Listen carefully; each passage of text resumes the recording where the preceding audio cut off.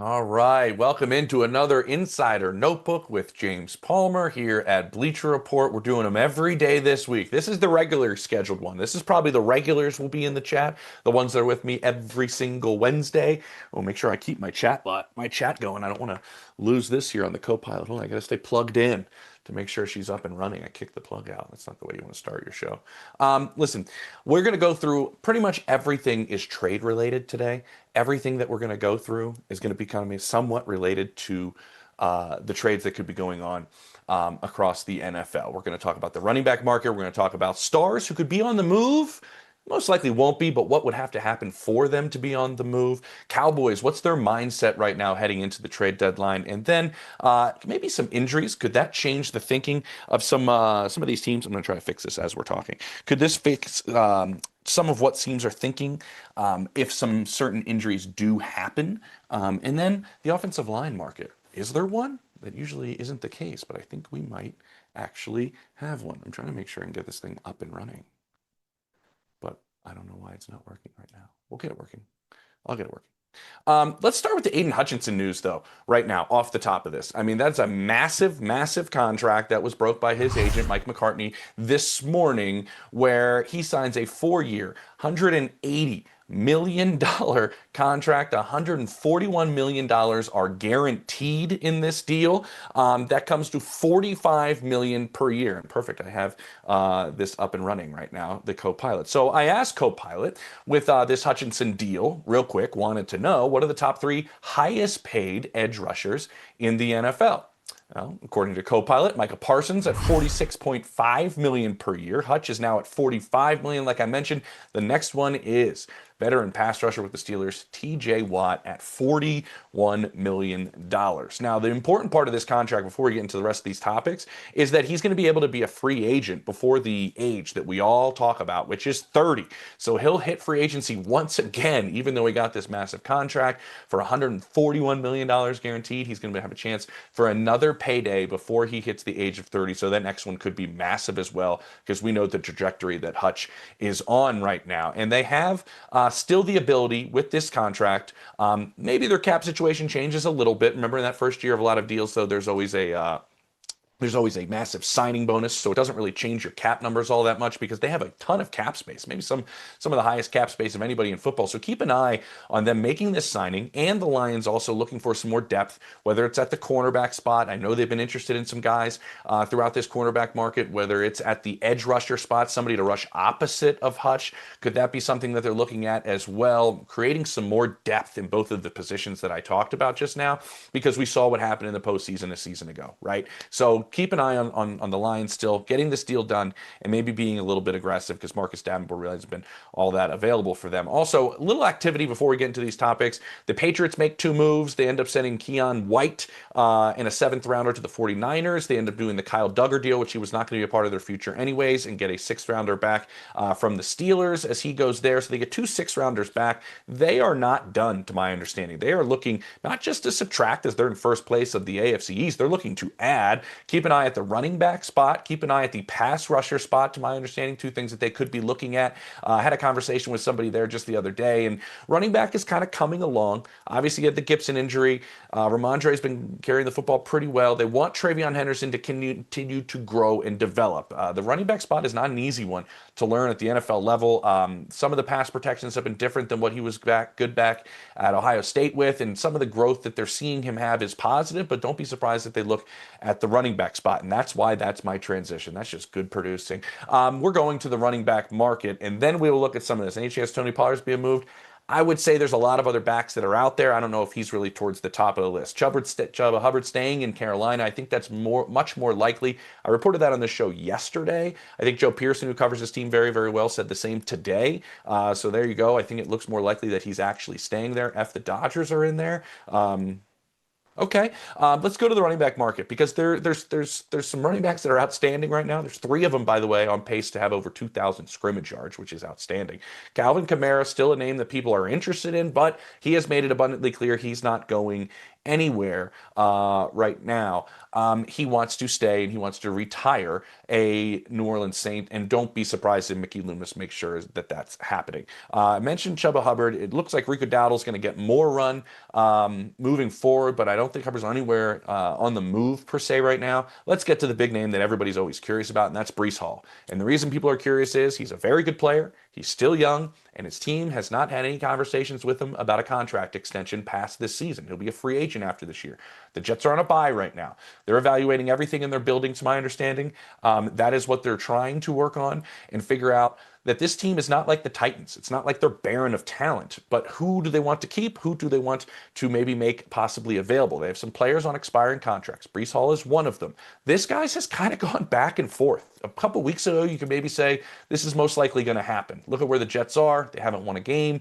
And it was most likely he's maybe out the door. Now it seems like it's swinging back. Maybe that door's one of those between a kitchen, like on Full House, maybe. Went back and forth through the family room and the kitchen. That it's swinging back the other way a little bit, that maybe there's a greater chance he might stay. They're going to listen to offers, of course. And if they're blown away by one, I think a deal would get done.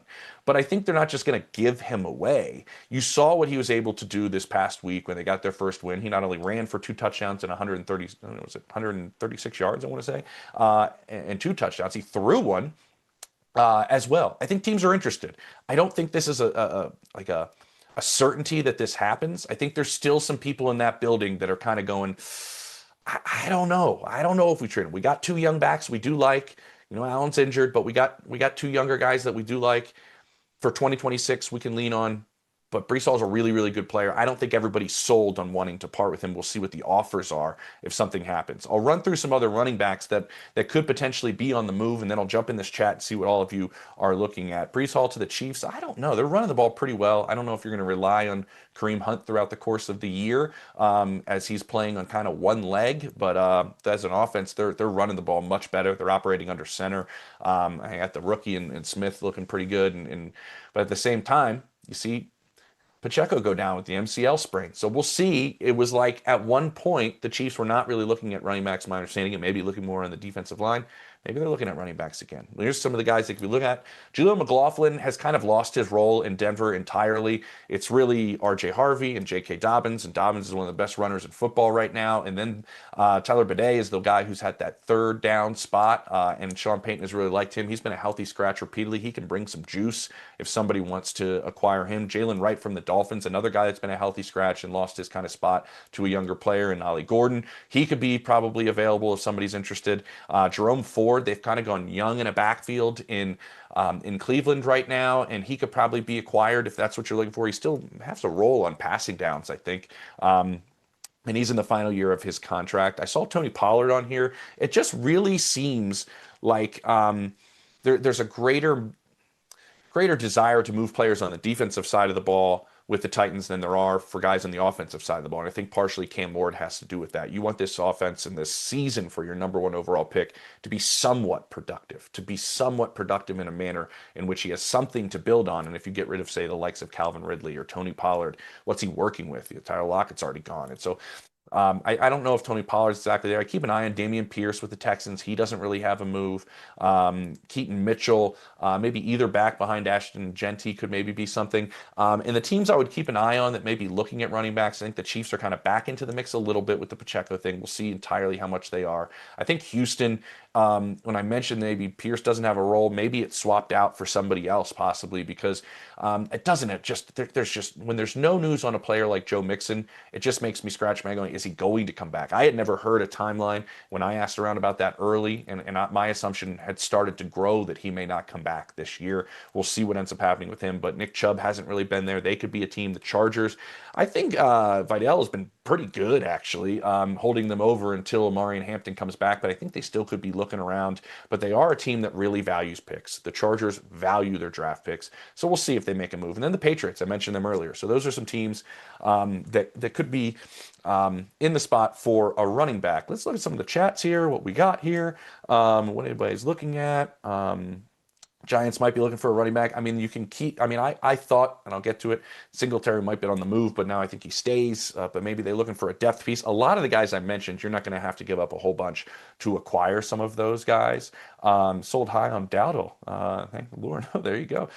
Smith taking reps from Hunt. I thought Hunt ran the football pretty well. He's still going to be like their short yardage guy. I think Smith catches the ball well, even though I think Hunt did have a receiving touchdown, didn't he? B Hall, B Hall for Rashee Rice. I'll tell you this: the Chiefs are not giving up Rashee Rice. They think he is a top 10 wide receiver. You ask anybody in that building, they will tell you he is a top 10 wide receiver in this league. They feel like he is the focal point of this entire offense. He is. He is the guy that makes this passing offense and maybe the entire thing go around Patrick Mahomes. Myers to the Giants. I don't know if after the last 2 weeks the Giants are as much in a position to add a receiver as if they would have won against Denver and then maybe won again against the Eagles and might have had a different vibe. What's going there? And I also think, and this says Myers there. I'll get to Ayuk in a second. Hold on. It says Jacoby Myers there. I don't think the Giants are looking to acquire anybody that doesn't help them past 2025. Myers is going to be a free agent after this season. You'd have to work out a new contract. Why would you give up the pick for something like that? I think the Giants, if they were looking to make a move, maybe at a running mate opposite of Malik Neighbors, they're looking for that player to contribute in 25 to help Dart, and then be a guy that's a complement to Neighbors in 2026, maybe a piece that's for this year and beyond. That's not really Jacoby Myers. Let's go to somebody said get serious about that. I think there's a thing on Ayuk. I think this is several more weeks here, but I think they're getting healthier as a whole. We're trying to see if Ricky Pearsall can come back, man. Like, he hasn't really practiced since the injury. He was outstanding helping this offense in the early portion of the season. Ayuk's still a little bit of a ways away in where he's at right now. Panthers 4-4, buyers, sellers. There's always a lot of Panthers chat on here. I'll have to tell my buddy Steve Smith that you guys are always on here. I would say Sunday is a really big day for the Panthers. Like, there's a couple teams in this league right now that the determining factor of Sunday actually plays a big part in what goes on in their decision before Tuesday. I think the Panthers are 4-4. They win that game. Maybe they're just looking for a piece on defense to help this group a little bit. If they end up losing, maybe they are looking to maybe part ways with somebody and get some more capital towards the next season. So I think Sunday is a big deal for a lot of teams, and just kind of where their thinking shifts to. That's why we're been a little bit quiet, guys, over these last couple of days. I think thinking really does change after the games on Sunday. And that's also with the sellers who are picking up the phone going, nope, we're not trading them. Nope, we're not trading them. That conversation, to my understanding over the years, has always been, well, what's your offer after Sunday? And it gets closer to Tuesday. So we'll see if that shift starts to happen and where it ends up going. Let's go to stars who might be on the move unless, and then we'll get back in here. Panthers D, sneaky good. Sneaky, I'll say J.C. Horn's playing outstanding. And they're really happy with that for sure. Start Say Flowers this week. Lamar's coming back. You know that secondary in Miami is not good. I think DJ Moore's staying. I just get a sense. I know Ryan Poles can be aggressive there in Chicago, but I think DJ Moore might be staying. I kind of do. All right, let's go to stars who might be moved and less. Once in a while, there's always a move where everybody goes, oh, wow, I didn't see that coming. The Marshawn Lattimore was kind of that trade because, like, the Saints weren't thinking of moving Lattimore, who at the time was considered one of the better corners in football. And then they got an offer that they didn't think they were going to get. And it kind of blew them away, and they took it. And so does something like that happen? Let's go a step further than that. My buddy Albert Beer over at SI had a great article about how the Browns, and he wasn't trolling, he said, how the Browns should trade Myles Garrett. And because of the rebuild they have, and they could add like multiple first-round picks if somebody gives them that to actually consider it. It would be a dead money smash, but at the same time, they're probably 2 years away anyways, so deal with the dead money. It was an interesting take by Albert. I don't think Myles is on the move, but it just kind of got me thinking about this topic.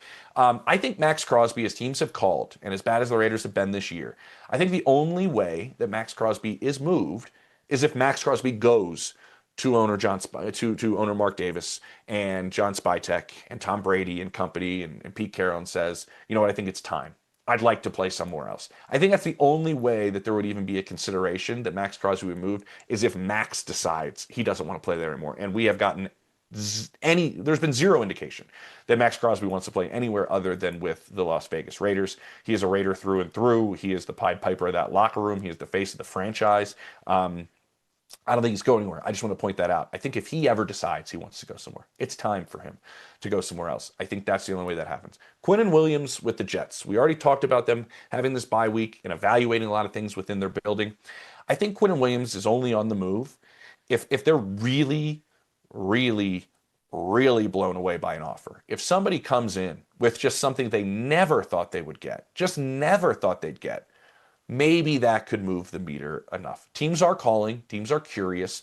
I know there's other players in that locker room. They're probably more apt to move than Quinnen Williams. Certainly, he's outstanding. I think his brother's probably somebody that they'd be more willing to move than Quinnen Williams. But I do think with a new general manager, a new head coach, and no quarterback, they're not entertaining offers at all right now. I mean, they really are not. But what if somebody comes and blows them away? Then maybe my thought process is it changes a little bit. All right, let's get back in this chat here before we go to the Cowboys. Eagles, any secondary help? I think they are going to continue to look. I think they are going to continue. Yeah, I can do that. I think they're going to continue to search around. I think they're still looking at edge. I think they're still looking at secondary help to see what's available out there. I think there's many more edge players that they could maybe sniff around on than there are corners. But I think they still are definitely looking. They want to see what Bennett can do. They want to see what Bennett has the ability to kind of change what they do in that number 2 corner spot. I know Vic's kind of looking, and some of those edge rushers are tied to Vic Fangio as well. And that's one of the things I do really like in Philly. Like Nick Sirianni and Howie Roseman, they listen to Vic Fangio and his staff on the defensive side of the ball. They have a say in the room. I think that's great, great leadership when you do listen to somebody who has the track record that Vic has as being one of the best defensive minds in football history, really. What does he want? And they try to accommodate. And so we'll see where that goes. Ravens, I could see the Ravens looking to make a move up front, whether that's a pass rusher, whether that's a defensive tackle. I think they do not think they're out of this by any stretch. And you know what? I don't either. I don't think they're out of it either, which is super fun to watch. I think they could be a little bit, the record doesn't say it, but a little bit more of a buyer than some people think. Thibodeau on the move, I don't think that's the case. I really don't. The Giants went to great lengths to squash that down. And I mean great lengths to squash it down. It'd be kind of awkward if they went to that and then they end up trading him before Tuesday. I mean, they really wanted to put it out there that he's not on the move. Let me trade you a 4 for that Banksy behind you. Oh, sick. Love it. You know who did that? My son did that. He's an artist. It's just pretty sweet. Appreciate you liking it. Packers special teams help. That's usually not a discussion we have on here. Steelers wide receiver. You know what? They're really one of the teams. I'd say Steelers, I'd say Bills, I'd say these are teams that, there's others that are making calls on receivers. A lot of people are saying, is Rashid Shaheed going to land there? Is Jacoby Myers going to land there? A compliment to DK. They're going to do anything they can. Omar Khan's been very aggressive trying to put pieces around Aaron Rodgers. That's not the problem right now. The defense is the problem. Now, they get Kyle Duggar in there at the safety spot. That's mainly because Elliott went down with the injury, and now they fill him in there. But I was talking to a scout the other day who was like, that defense has just gotten old really fast in Pittsburgh, and I don't see it changing this year. And it was happening at the back end of last year, in all honesty. Do they make a move on that side of the ball? We'll see. I don't know if they make multiple moves, but I know that they've been linked to there's a lot of Stefanski fired in here. Am I missing something while we're on this chat? No. I will say this: if Kevin gets fired, it will have a job pretty quickly. I'm just not going to talk about Kenneth Walker. I have Kenneth Walker on my fantasy team. What would you like to talk about with Kenneth Walker? Where's that? Did the Bucks get some help on offense? I haven't heard offense with Tampa. I haven't heard much with Tampa in either direction. Maybe somebody up front defensively could be in play, possibly. Let's see. I don't think Stefanski's getting fired right now. I also would find it interesting, and just as my 2 cents, that him and Andrew Barry make this move to not take Travis Hunter, to pass on it, to acquire picks in the 2026 draft, and then not be a part of what they want to do in 2026. I understand the record. I understand where they're at. I think this young class is pretty good nucleus for them, though. Let's see. Is he on the move, or I have him on fantasy as well? No, I think he's staying. I think they like the idea of both those guys there. I think they like the idea of having, even though the run game hasn't been what they want it to be in Seattle, they're always going to run the football. All right, Cowboys trade mindset. I want to throw this stat out there because I find it fascinating. They're right now at 30 points a game offensively, 30.8. They are giving up 31 30.3 points a game. The last team to be at 30 points and 30 points, that good on offense, that terrible on defense, was the 1950 New York Yanks. So it's been a minute since somebody has been this bad on one side of the ball and this good on the other side of the ball. I could see them, to my understanding, being active, acquiring someone. I don't see it being a big splash. I really don't. They obviously have more capital than they did after the Micah Parsons trade, but I don't see them making a monster splash. I think Jerry, after that game in Denver, and I was there and I was in the group of that was talking to Jerry Jones after the game, and it sounds like he understands where his defense is at. There's issues on all three levels. Making a trade for one player doesn't change that. I don't even think if they signed Micah Parsons that this defense would be that much better. Yes, he'd erase, because how quickly he gets to the quarterback, a handful of plays that would maybe be thrown off because he gets back there so quickly and impacts the quarterback very quickly. This defense would still be terrible with Micah Parsons, and I think Jerry knows that. I do think Demo coming back, DeMarvion Overshawn, him coming back, they think of him, and that should be towards the second half of this month, as a big additional piece. So maybe they make another piece, and maybe they think this defense could get almost to okay, and that could help them. I don't think they're looking at edge rusher. I think Ezeraku, by the way, has done pretty well. I think they have some young guys they'd like to see continue to grow at the edge rusher spot. I could see them looking at other places other than the edge. Okay, what else we got? We got some here. Bears. Bolts, LOL. You drop an LOL for them Bolts. I could see them, and I'm going to talk about them in the O-line market possibly later. Are they really fully looking at a running back? They have a general manager that just really values picks, and a head coach that does the same. They find a way to fight through some of these issues. Joe Alt coming back changes everything. It's like he's like the MVP of the league. Justin Herbert's just a different player with Alt back on the field. I think they were looking at running back harder than they are now. Doesn't mean they don't make a move. Doesn't mean they don't add depth. Doesn't mean they don't shoot for somebody. But I think they could use some help up front too, and depth-wise. But we'll see. I think they like the value picks quite a bit for them. Edge for Colts. Possibly. I wonder if the number of guys that are available at the edge changes the way some of the shopping happens there. Jags. We were setting up to be a buyer down there in Jacksonville. You saw the trade with the swapping of the corners, then you saw the restructure of the contract, and you saw the creation of much more cap space. And my understanding was they were going to be aggressive on the defensive side of the ball. I wonder if that thinking is still there after what happened in London and where they're at. They definitely have an aggressive general manager in James Gladstone, who kind of comes from that less need, F them picks type of mentality. I could see them being somewhat aggressive. The Brian Thomas Jr. stuff is interesting. I don't see a whole lot of validity to it, but I do find that they got a massive playmaker and traded up for him. And they also have Brian Thomas Jr., and it hasn't gone great. I don't see anything to it, but again, maybe they're just trying to see if they get something off of it. What else do we got? Panthers O-line depth. That's definitely needed, but I don't know if they make a move. I'll get to the O-line in a little bit if you guys just bear with me. As mentioned, the Patriots made 2 moves. I talked about that a little bit earlier. Keep an eye on running back and edge possibly for them. Injuries sparking some trade ideas as we kind of wind down here. We only got about 8 minutes to go, 9 minutes to go. Oh my gosh. I'm going to say this, Trey Hendrickson. Right now, that division is very winnable for pretty much everybody. 8 and 9 may win that division.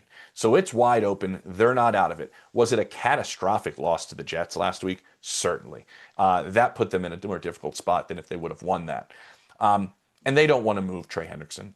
And I've got no indication that he is on the move. It's not something that Cincinnati ever does in the middle of the season. They never really trade for players. They never really trade players away at the trade deadline. There are people in the league, by the way, I want to just throw that out there, that are always kind of scratching their head going, I'm not really sure how Cincinnati does business. They don't really have them figured out as an organization. And there are teams that are calling about Trey Hendrickson and just seeing if Duke Tobin's mindset changes.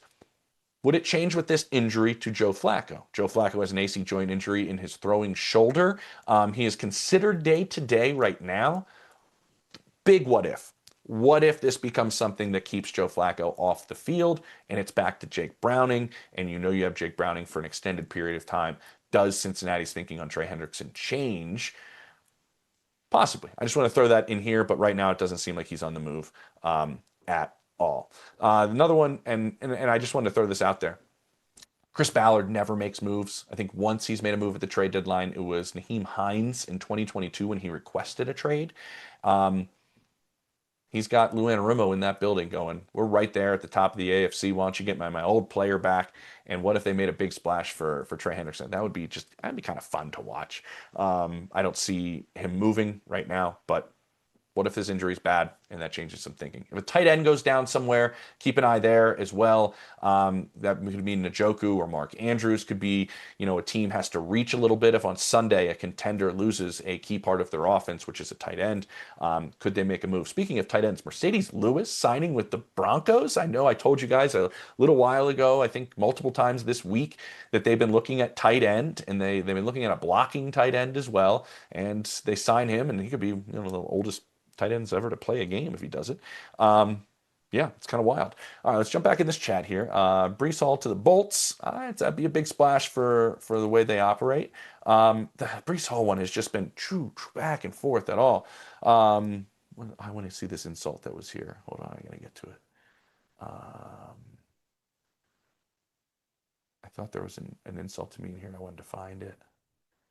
Thought it says this all just fluff. Well, nobody's really made a decision yet because if they do make a decision, so any real rumors are just fluff. Oh, well, these are all kind of the rumors right now. It's all kind of fluff because if a deal was there, it'd be made and they'd make the deal. So everybody's still weighing this out in both manners, if that makes sense. What is Mark Andrews' value in terms of picks? That the understanding obviously you have to have is that the teams that are acquiring players obviously understand the situation that the player that's being shopped is coming from. They understand that another tight end, Isaiah Likely, is more likely to be their tight end moving forward. And Mark being in the final year of his contract, you oftentimes say, listen, we're going to get this guy. We don't have any value to us in 2026. We only have him for half of a season, man. We can't give you a whole lot for him. I think it'd be a lower pick. Certainly, it's a day 3 pick most likely. And that's the kind of negotiation that goes on there as well. Anything on Atlanta, I think they would love some offensive line help in terms of depth if they could. They have a little bit of a luxury at edge, and they can maybe deal somebody if they'd like, because the young kids are playing just awesome right now up front. What else do we have here? Panthers need Logan Wilson, a linebacker. I think he's definitely somebody that could be on the move. Obviously, he'd like to get out of there. He's had his spot taken by a rookie. There's some defenses that probably could use him, honestly, and I wouldn't be surprised if he goes anywhere. Dolphins part with Achane. I don't see that happening at all. I think the Dolphins are going to probably part with one of their edge rushers, whether it's Bradley Chubb or Jalen Phillips. I could certainly see that happening before Tuesday. I don't see Achane going anywhere. I don't really see Jalen Waddle going anywhere either. Mainly because the contract is very favorable to the Dolphins moving forward. If they move on from him, I'm not exactly sure what they do in terms of a passing game moving forward with this year and next year. So I think both those players are most likely staying there anymore. The Pats I kind of mentioned that. Yep, I think they're going to be a little bit active, but I think they know where they are in this rebuild. They're not going to give up a ton. Are the Chargers actively shopping? I think they're actively calling, certainly. Let's get down, because I see this question right here. Any good O-line help out there that the Texans could pursue? O-line market. Usually not something that's there regularly during the trade deadline. It's hard to trade offensive linemen, specifically ones that are good, because if you're any good, you're playing. There's not very many offensive linemen that are good in the NFL. But I know some teams are looking for depth, looking at specifically the guard position right now, and there could be some guys that you could possibly acquire. I know teams are making calls. I know that the Ravens, Seahawks, Broncos, Texans, Niners, Chargers possibly all looking at maybe the guard position to kind of help out and bolster their offensive lines.